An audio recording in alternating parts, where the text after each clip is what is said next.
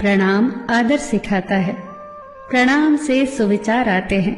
प्रणाम झुकना सिखाता है, प्रणाम क्रोध मिटाता है। प्रणाम आंसू धो देता है, प्रणाम अहंकार मिटाता है। प्रणाम हमारी संस्कृति है। आप सभी को मेरा सादर प्रणाम। प्रणाम दोस्तों, नमस्कार दोस्तों। जी हाँ, आज एक बहुत ही खूबसूरत वीडियो आपके सामने प्रस्तुत करने जा रहा हूँ, जो कि प्रणाम के बारे में है।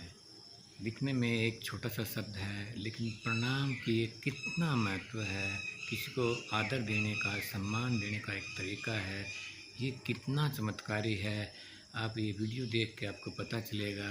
दोस्तों, हमें बिल्कुल भी नहीं झिझकना चाहिए। जो हमारे बुज़ुर्ग हैं, बड़े हैं, आदरणीय हैं, उनको प्रणाम करने में कोई हिचक नहीं होनी चाहिए। हम नहीं जानते कि इस सब के अंदर कितना चमत्कारिक लाभ हमारे लिए छुपा हुआ है, इसका कितना महत्व है, कितना फ़ायदा है।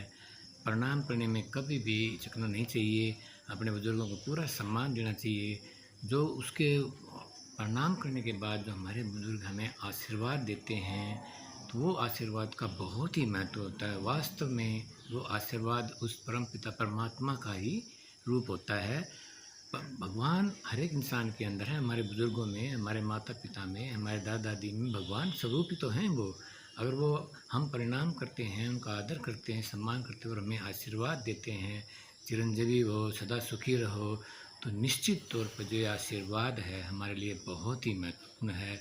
ये वीडियो देख के आपको इस चीज़ का बिल्कुल एहसास होगा और कभी भी हमें प्रणाम करने में हिचकना नहीं चाहिए। उसमें हमारा ही फ़ायदा है। देखिए दोस्तों, कितना खूबसूरत वीडियो है। अगर ये वीडियो आपको अच्छा लगे तो मेरे चैनल को सब्सक्राइब करना, इस वीडियो को शेयर करना, ताकि अधिक से अधिक लोगों के अंदर ये प्रणाम को जो भावना है, विनम्रता की भावना है, वो जागृत हो। और इस शेयर करना और कमेंट भी करना कि आपको वीडियो कैसा लगा। चलिए इस वीडियो को हम देखते हैं। God bless you. सदा सुखी रहो। ये जो प्रणाम के उत्तर में हमारे मुंह से निकलते हैं ना, ये कोई साधारण शब्द नहीं है। ये दुनिया के सबसे कीमती शब्द हैं। आजकल हम इन बातों को महत्व देना बंद करते जा रहे हैं, पर यकीन मानिए, जो प्रणाम के जवाब के रूप में आशीर्वाद हमें मिलता है या हम किसी को देते हैं, वो 100% चमत्कारिक शब्द होते हैं, बेशकीमती शब्द होते हैं। एक बहुत प्यारी कथा कहने जा रही हूँ। महाभारत का युद्ध चल रहा था। एक दिन दुर्योधन के व्यंग से आहत होकर भीष्म पितामह यह घोषणा कर देते हैं कि मैं कल पांडवों का वध कर दूंगा। इस घोषणा का पता जैसे ही पांडवों को चलता है तो उनके शिविर में बेचैनी बढ़ जाती है। सभी को भीष्म पितामह की क्षमताओं के बारे में पता था, इसीलिए सभी अनिष्ट की आशंका से परेशान हो जाते हैं। तभी श्री कृष्ण द्रौपदी से कहते हैं, तुम अभी मेरे साथ चलो। श्री कृष्ण द्रौपदी को लेकर सीधे पितामह भीष्म के शिविर में पहुंच जाते हैं।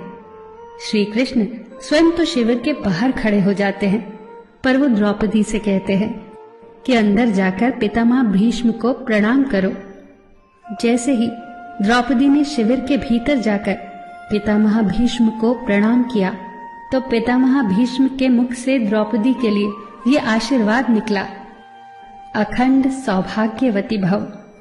जैसे ही ये आशीर्वाद उनके मुख से निकला, उसी क्षण उन्हें स्मरण हो आया कि आज ही तो उन्होंने पांडवों के वध की घोषणा की थी और स्वयं ही उन्होंने द्रौपदी को अखंड सौभाग्यवती रहने का आशीर्वाद दे दिया।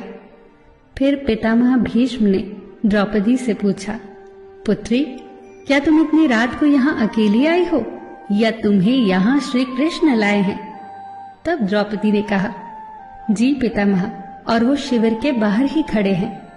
शिविर से बाहर निकलकर दोनों ने एक दूसरे को प्रणाम किया और पितामह भीष्म ने कहा, मेरे एक वचन को मेरे ही दूसरे वचन से काटने का काम केवल कृष्ण ही कर सकते हैं। शिविर से वापस लौटते समय श्री कृष्ण ने द्रौपदी से कहा, तुम्हारे एक बार जाकर पितामह को प्रणाम करने से तुम्हारे पतियों को जीवन दान मिल गया है। अगर तुम प्रतिदिन भीष्म, धृतराष्ट्र, द्रोणाचार्य आदि को प्रणाम करती होती और दुर्योधन, दुशासन आदि की पत्नियां भी पांडवों को प्रणाम करती होती तो शायद इस युद्ध की नौबत ही न आती। जो हर घर में कलह कलेश का वातावरण रहता है वो कहीं न कहीं इस बात के मूल से जुड़ा है कि हम संस्कार भूलते जा रहे हैं। हम जाने अनजाने अपने बड़ों की उपेक्षा करने लगे हैं। याद रखना कि हर चीज पैसे से खरीदी नहीं जा सकती, और ये भी याद रखना कि हर बात का जवाब गूगल से नहीं मिलता। उसके लिए बुजुर्गों के पास भी बैठना पड़ता है। शरीर की खुराक के साथ साथ हमारी आत्मा को भी खुराक चाहिए जो संस्कारों से हमें मिलती है। हम भूलते जा रहे हैं आशीर्वाद के महत्व को। आशीर्वाद एक कवच की तरह होता है जो हर बाधा से हमारी रक्षा करता है। कितनी सुंदर बात कही है किसी ने।